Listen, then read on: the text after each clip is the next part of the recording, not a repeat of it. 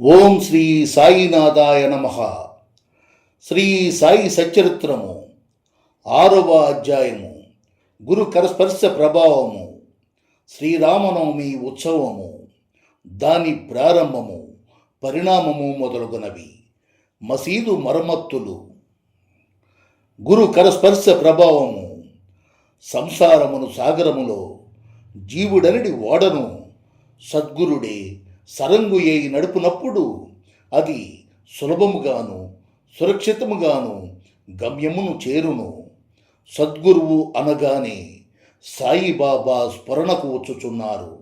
నా కండ్ల ఎదుట సాయిబాబా నిలిచి ఉన్నట్లు, నా నుదుట ఊది పెట్టుచున్నట్లు, నా శిరస్సుపై చేయి వేసి ఆశీర్వదించుచున్నట్లు పడముచున్నది.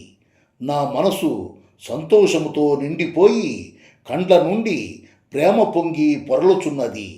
గురు హస్తస్పర్శ మహిమ అద్భుతమైనది. ప్రళయాగ్నిజే కూడా కాలనట్టి వాసనామయమైన సూక్ష్మ శరీరము గురు హస్తస్పర్శ తగులుగాని భస్మమైపోవును. అనేక జన్మార్జిత పాప సంచయము పటాపంచలైపోవును.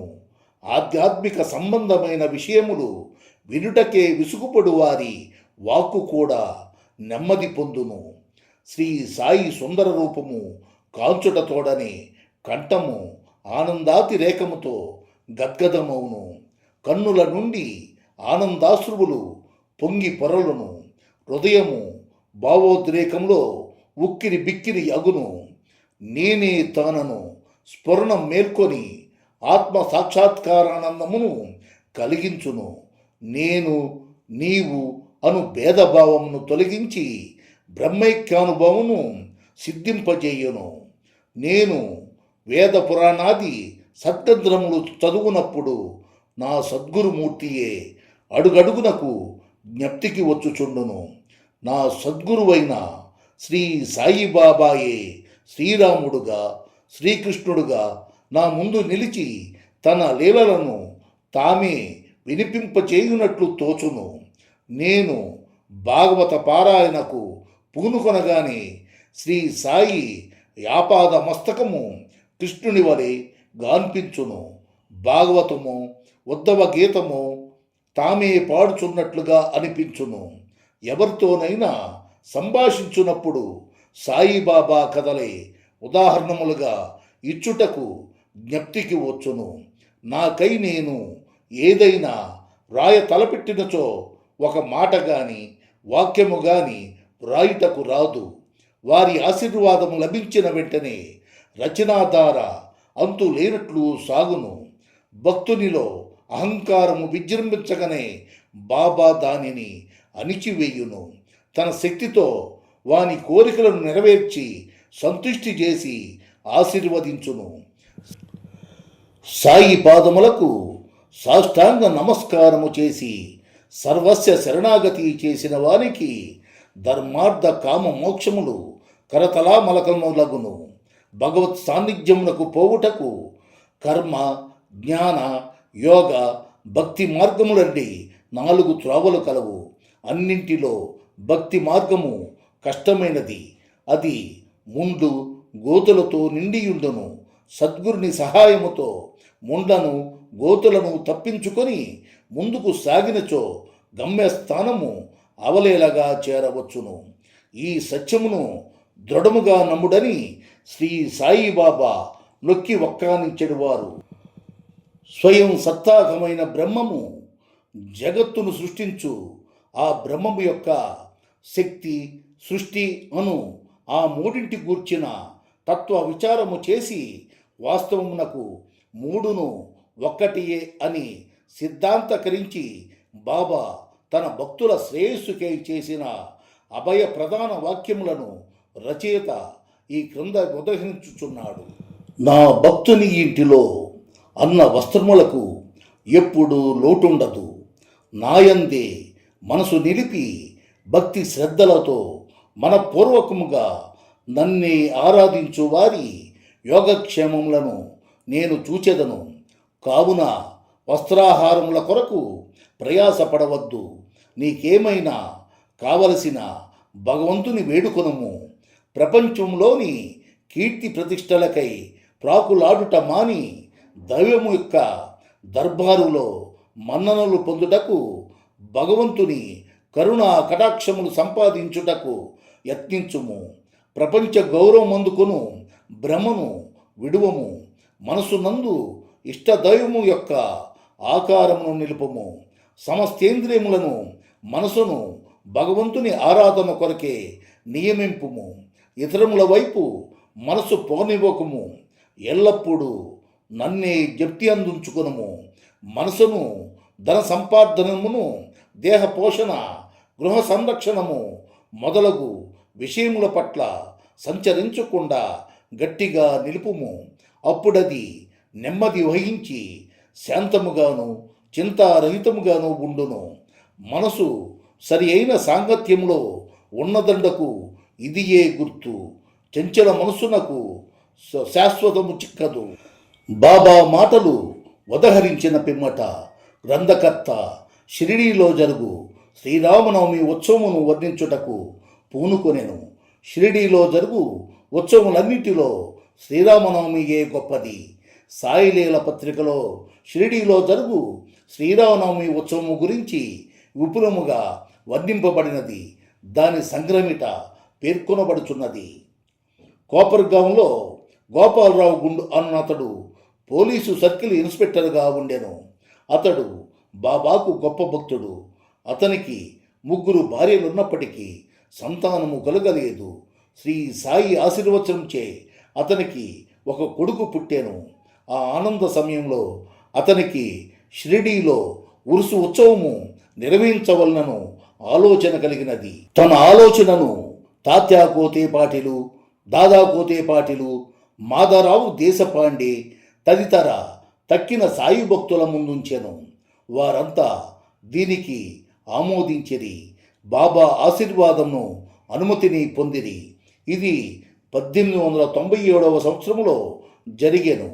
ఉరుసు ఉత్సవం జరుపుకోవటానికి జిల్లా కలెక్టరు అనుమతికై దరఖాస్తు పెట్టిరి. గ్రామ కులకర్ణి దానిపై ఏదో వ్యతిరేకముగా చెప్పినందున అనుమతి రాలేదు. కానీ బాబా ఆశీర్వదించి ఉండుటచే మరలా ప్రయత్నించగా వెంటనే అనుమతి వచ్చెను. బాబా సలహా అనుసరించి ఉరుసు ఉత్సవమును శ్రీరామనవమి నాడు చేయుటకు నిశ్చయించరి. ఈ ఉరుసు ఉత్సవమును శ్రీరామనవమి నాడు జరుపుకొనమనుటలో హిందూ మహమ్మదీయుల సమైక్యతాభావము బాబా ఉద్దేశము కాబోలు. భవిష్యత్ సంఘటనలను బట్టి చూడగా బాబా సంకల్పము నెరవేరినట్లు స్పష్టమగును. ఉత్సవం జరుపుటకు అనుమతైతే వచ్చెను కాని ఇతర అవాంతరములు కొన్ని తలెత్తినవి. చిన్న గ్రామమైన షిరిడీలో నీటి ఎద్దడి అధికముగా ఉండెను. గ్రామమంతటికి 2 నూతులుండెడివి. ఒకటి ఎండాకాలంలో ఎండిపోగుచుండెను, రెండవ దానిలోని నీళ్లు ఉప్పనివి. ఈ సమస్యను బాబాకు నివేదించక బాబా ఆ ఉప్పునీటి బావిలో పువ్వులు వేసెను. ఆశ్చర్యకరముగా ఆ ఉప్పు నీరు మంచినీళ్లుగా మారిపోయినవి. ఆ నీరు కూడా చాలకపోవుడిచే తాత్యాపాటిలు దూరము నుంచి మోటల ద్వారా నీరు తెప్పించెను. తాత్కాలికముగా అంగళ్ళు వెలిసినవి. కుస్తీ పోటీల కొరకు ఏర్పాట్లు చేయబడినవి. గోపాలరావు గుండునకు ఒక మిత్రుడు గలడు. వాని పేరు దాము అన్నా కాసార్. అతనిది అహ్మద్ నగరు. అతనికి 2 భార్యలున్నప్పటికీ సంతానము లేకుండెను. అతనికి కూడా బాబా ఆశీర్వాదముచే పుత్ర సంతానము కలిగెను. ఉత్సవము కొరకు ఒక జెండా తయారు చేయించవలనని గోపాలరావు అతనికి పురమాయించాను. అటులనే నానాసాహెబు నిమోన్కర్ను ఒక నన్షీ జెండా తెమ్మని కోరేను. ఈ 2 జెండాలను ఉత్సవంతో తీసుకొని పోయి మసీదు 2 మూలలందు నిలబెట్టిరి. ఈ పద్ధతి ఇప్పటికిని అవలంబించుచున్నారు. బాబా తాము నివసించిన ఆ మసీదును ద్వారకామాయి అని పిలిచేడువారు.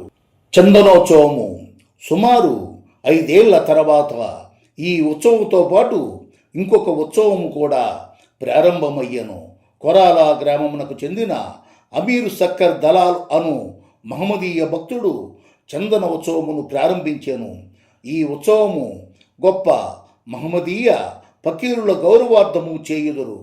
వెడల్పు పరిలంలో చందనపు ముద్దను ముంచి తలపై పెట్టుకొని సాంబ్రాణి ధూపములతో బాజా బాజింత్రులతో ఉత్సవము సాగించెదరు.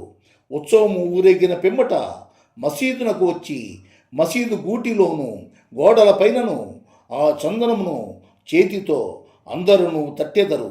మొదటి 3 సంవత్సరములు ఈ ఉత్సవమును అమీరు సక్కరు నిర్వహించెను. పిమ్మట అతని భార్య ఆ సేవను కొనసాగించెను. ఒకే దినమందు పగలు హిందువులచే జెండా ఉత్సవము, రాత్రులందు మహమ్మదీయులచే చందనోత్సవము ఏ అరమరికలు లేక జరుగుచున్నవి.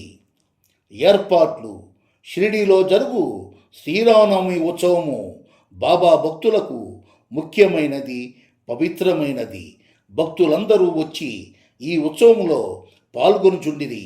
బయటి ఏర్పాట్లన్నీ తాత్యాకోతేపాటిలు చూచుకొనిడివాడు. ఇంటి లోపల చేయవలసినవనియు రాధాకృష్ణమాయి అను భక్తురాలు చూచుచుండెను. ఉత్సవ దినములలో ఆమె నివాసము భక్తులతో నిండిపోయేటిది. ఆమె వారికి కావలసిన ఏర్పాట్లు చూచుకున్నటియే కాక ఉత్సవమునకు కావలసిన సరంజామా అంతయు సిద్ధపరచుచుండెను. అంతేకాదు స్వయముగా ఆమె మసీదును శుభ్రపరిచి గోడలకు సున్నము వేయుచుండెను. మసీదు గోడలు బాబా వెలిగించు దుని మూలముగా మసిపట్టి ఉండేటివి. మండుచున్న దునితో సహా మసీదులోని వస్తువులన్నింటినీ తీసి బయట పెట్టి మసీదు గోడలను చక్కగా కడిగి వెళ్ళవేయించుచుండెను. ఆమె ఇదంతయు బాబా చాబడిలో పరుండునప్పుడు చేసేది. ఈ పనిని శ్రీరామనవమికి ఒకరోజు ముందే పూర్తి చేయుచుండెను. పేదలకు అన్నదానమనిన బాబాకు చాలా ప్రీతి. అందుచే ఈ ఉత్సవ సమయమందు అన్నదానము విరివిగా చేయుచుండిరి. భోజన పదార్థములు, మిఠాయిలు రాధాకృష్ణమాయి ఇంటిలో విస్తారముగా వండబడివి. అనేక మంది సంపన్నులైన సాయి భక్తులు స్వచ్ఛందంగా పూనుకొని ఈ సేవలో పాల్గొంచుండేవారు. ఉరుసు శ్రీరామనవమి ఉత్సవముగా మారిన వైనము. ఈ ప్రకారముగా 1897 నుండి 1911 సంవత్సరము వరకు ఉరుసు ఉత్సవము శ్రీరామనవమి నాడు వైభవముగా జరుగుచుండెను. రాను రాను అది వృద్ధి అగుచు ప్రాముఖ్యము సంతరించుకొనెను. 1912 సంవత్సరంలో ఈ ఉత్సవమునకు సంబంధించి ఒక మార్పు జరిగెను. శ్రీ సాయినాథ సగుణోపాసన గ్రంథకర్త అయిన కృష్ణారావు జోగేశ్వర్ భీష్మ అను ఒకడు దాదాసాహెబ్ కపర్తితో కలిసి ఉత్సవమునకు వచ్చాను. వారు దీక్షిత్వాడలో బస చేసిరి. ఉత్సవము ముందు రోజు కృష్ణారావు దీక్షిత్ వాడా వసారాలో పండుకొని ఉండెను. ఆ సమయంలో లక్ష్మణరావు ఉరఫ్ కాకా మహాజని పూజా పరికరముల పల్లెముతో మసీదునకు పోవుచుండెను. అతనిని చూడగానే భీష్మకు ఒక కొత్త ఆలోచన తట్టెను. వెంటనే కాకా మహాజనిని దగ్గరకు పిలిచి అతనితో ఉరుసు ఉత్సవమును శ్రీరామనవమి నాడు చేయుమనుటలో భగవద్దేశము ఏదియో ఉండవచ్చును. శ్రీరామనవమి హిందువులకు చాలా ముఖ్యమైన పర్వదినము కనుక ఈ దినమందు రామ జన్మోత్సవము ఎలా జరపకూడదని అడిగాను. కాకా మహాజనికి ఆ ఆలోచన బాగా నచ్చినది. తమ సంకల్పమునకు బాబా అనుమతి సంపాదించుటకు అయత్తమైరి. కానీ భగవత్ సంకీర్తన చేయుటకు అంత తక్కువ వ్యర్థలో హరిదాసును సంపాదించుట కష్టము. ఈ సమస్యను కూడా తుదకు భీష్మయే పరిష్కరించెను.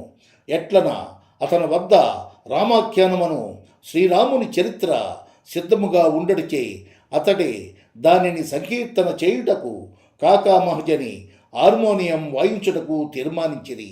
చక్కెరతో కలిపిన సంటిగొండ ప్రసాదము రాధాకృష్ణమాయి చేయుటకు ఏర్పాటయ్యను.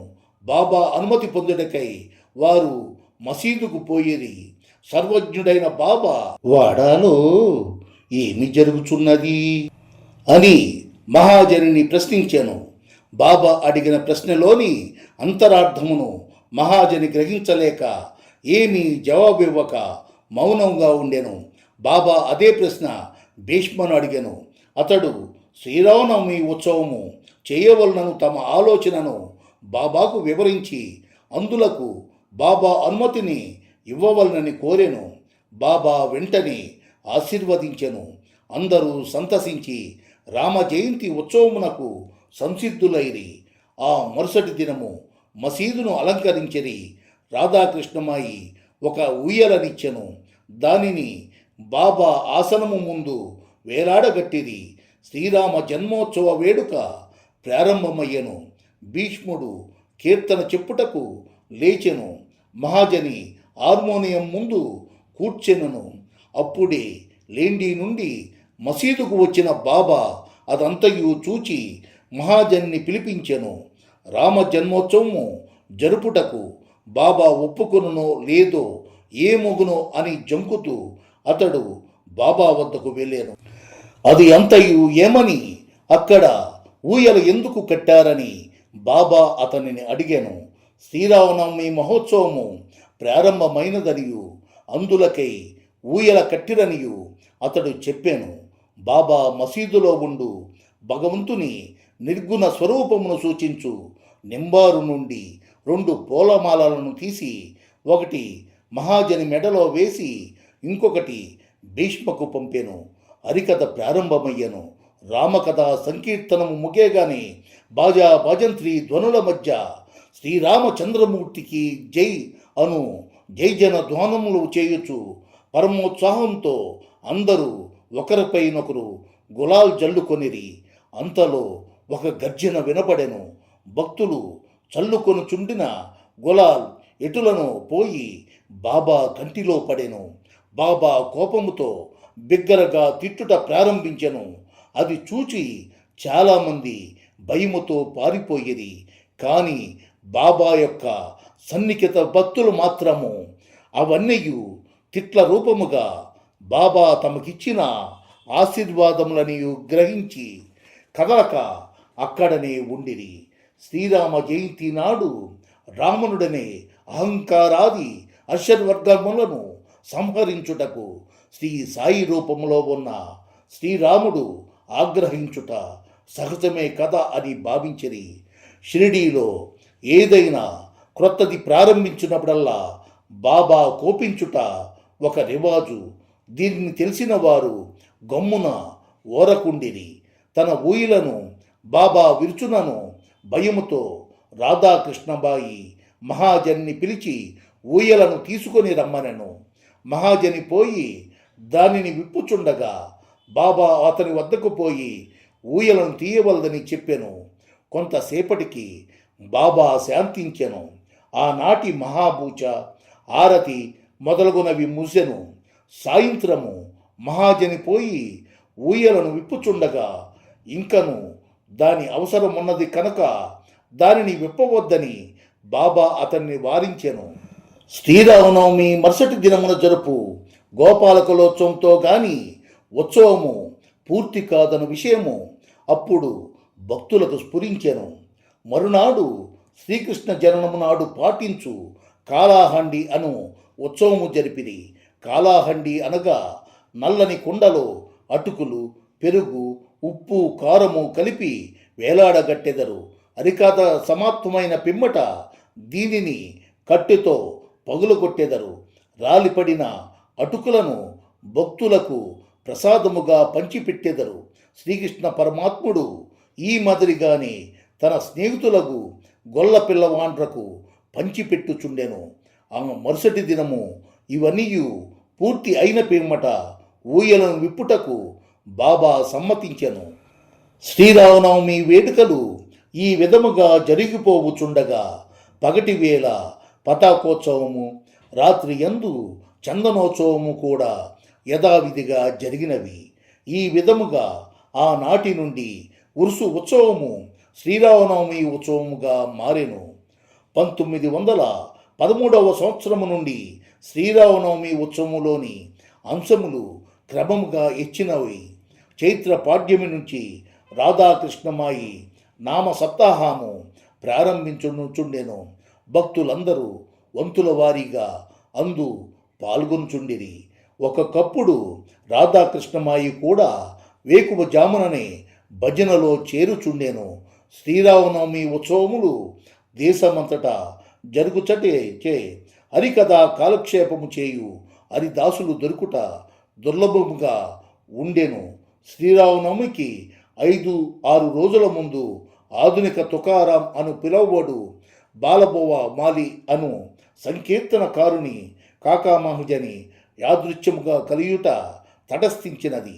శ్రీరామనవమి నాడు సంకీర్తన చేయుటకు మహాజని అతనిని షిరిడీ తోడ్కొని వచ్చెను. ఆ మరుసటి సంవత్సరము కూడా అనగా 1914లో తన స్వగ్రామమైన సతారా జిల్లా బృహత్ సిద్ధకపటి గ్రామంలో ప్రేగు వ్యాపించి ఉండడిచే బాలబోవ సత్తార్కర్ సంకీర్తన కార్యక్రమం లేక ఖాళీగా ఉండెను. కాకా సాహిబ్ దీక్షిత్ ద్వారా బాబా అనుమతి పొంది అతడు షిరిడీ వచ్చి హరికథా సంకీర్తన చేసెను. బాబా అతనిని తగినట్లు సత్కరించెను.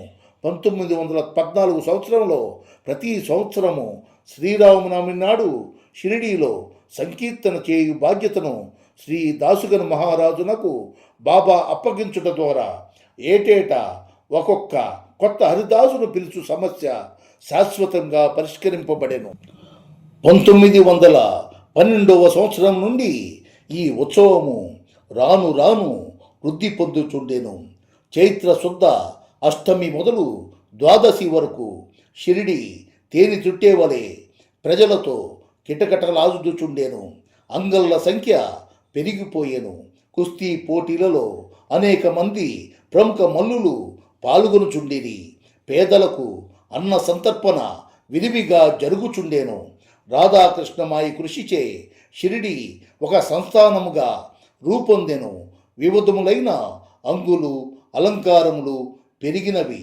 అలంకరింపబడిన గుర్రము, పల్లకి, రథము, పాత్రలు, వెండి సామానులు, బాల్జీలు, వంట పాత్రలు, పటములు, నిలువుటద్దములు మొదలగున్నవి బహూకరింపబడెను.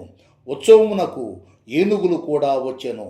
ఇవన్నీ ఎంత ఇచ్చినప్పటికీ సాయిబాబా వీనినే మాత్రము లక్ష్య పెట్టక యథాపూర్వముగా నిరాడంబరులై ఉండేవారు. ఈ ఉత్సవములో గమనింపవలసిన ముఖ్య విషయమేమన హిందువులు మహమ్మదీయులు ఎట్టి అరమరికలు లేక కలిసిమెలిసి ఉత్సవములలో పాలు పంచుకునేవారు. ఈనాటి వరకు ఎటువంటి మతకలహములు షిరిడీలో తలెత్తలేదు. మొదట 5,000 నుండి 7,000 వరకు యాత్రికులు వచ్చేవారు. క్రమముగా ఆ సంఖ్య 75,000కు పెరిగినది. అంత పెద్ద సంఖ్యలో జనులు గుమిగూడినప్పటికీ ఎన్నడూ అంటువ్యాధులు కానీ అల్లర్లు కానీ సంభవించలేదు. మసీదుకు మరమ్మతులు. గోపాలరావు గుండునకు ఇంకొక మంచి ఆలోచన తట్టెను. ఉర్సు ఉత్సవమును ప్రారంభించిన విధముగానే మసీదును తగినట్లుగా తీర్చిదిద్దవలనని నిశ్చయించుకొనెను. మసీదు మరమ్మత్తు చేయు నిమిత్తమై రాళ్లను తెప్పించి చెక్కించెను. కానీ ఈ పని బాబా అతనికి నియమించలేదు. నానాసాహెబ్ చందోర్కర్కు ఆ సేవ లభించినది. రాళ్ల తాపన కార్యము కాకాసాహెబ్ దీక్షిత్కు నియోగింపబడెను. మసీదుకు మరమ్మతులు చేయుట మొదట బాబాకు ఇష్టము లేకుండెను. కానీ భక్తుడకు మహల్సాపతి కల్పించుకొని ఎటులను బాబా అనుమతి సాధించెను. బాబా చావడిలో పండుకొన్న ఒక్క రాత్రిలో మసీదు నేలను చక్కని రాళ్లతో తాపన చేయుట ముగించిరి. అప్పటి నుండి బాబా గోనెగుడ్డపై కూర్చుండుట మాని చిన్న పరుపు మీద కూర్చుండువారు. గొప్ప ప్రేప్రయాసలతో 1911వ సంవత్సరంలో సభా మండపము పూర్తి చేసేది. మసీదుకు ముందున్న జాగా చాలా చిన్నది, సౌకర్యముగా లేకుండెను. కాకాసాహెబ్ దీక్షిత్తు దానిని విశాలపరిచి పైకప్పు వేయదలిచెను. ఎంతో డబ్బు పెట్టి ఇనప స్తంభములు మొదలగునవి తెప్పించి పని ప్రారంభించెను. రాత్రి అంతయు శ్రమపడి స్తంభములు నాటెడివారు. మరుసటి దినము ప్రాతకాలముననే బాబా చావడి నుండి వచ్చి అది అంతయు చూచి కోపముతో వానిని పీకి పారవేచెడివారు. ఒకసారి బాబా మిక్కిలి కోపోదీపుతుడై నాటిన ఇనప స్తంభమును ఒక చేతితో పెగిలించుచు రెండవ చేతితో తాత్యా పాటిలు పీకను పట్టుకొనెను. తాత్యా తలబాగాను బలవంతంగా తీసి అగ్గిపొలతో నిప్పంటించి ఒక గోతిలో పారవేశాను. బాబా నేత్రములు నిప్పు కణముల వలె వెలుగుచుండెను. ఎవరికిని బాబా వైపు చూచుటకు కూడా ధైర్యము చాలకుండెను. అందరూ బైకింపుతులైది. బాబా తన జేబులో నుంచి ₹1 తీసి అటువైపు విసిరెను. అది శుభ సమయమందు చేయు ఆహుతి వలె కనపడెను.